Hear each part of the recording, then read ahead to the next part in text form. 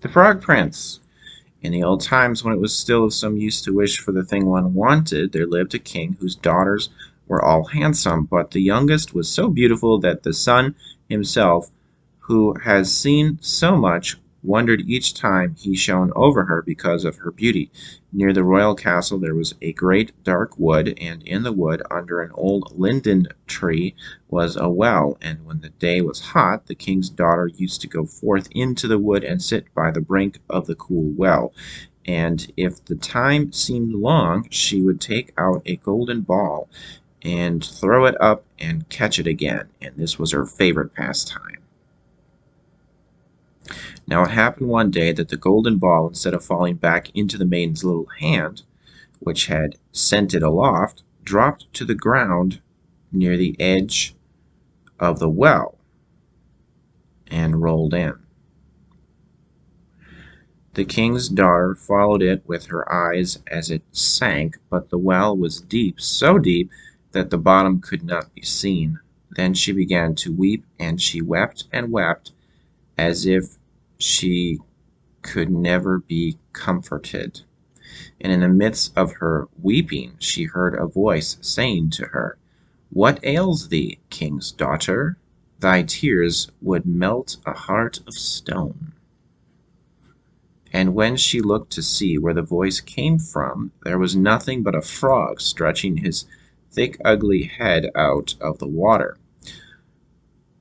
"Oh, is it you, old waddler?" said she. "I weep because my golden ball has fallen into the well." "Never mind, do not weep," answered the frog. "I can help you. But what will you give me if I fetch up your ball again?" "Whatever you like, dear frog," said she. "Any of my clothes, my pearls and jewels, or even the golden crown that I wear." "Thy clothes, thy pearls and jewels, and thy golden crown are not for me," answered the frog. "But if thou wouldst love me, and have me for thy companion and playfellow, and let me sit by thee at table, and eat from thy plate, and drink from thy cup, and sleep in thy little bed, if thou wouldst promise all this, then would I dive below the water and fetch thee thy golden ball again." "Oh yes," she answered, "I will promise it all, whatever you want, if you will only get me my ball again."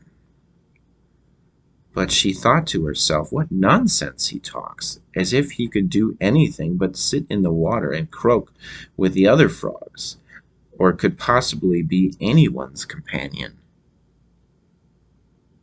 But the frog, as soon as he heard her promise, drew his head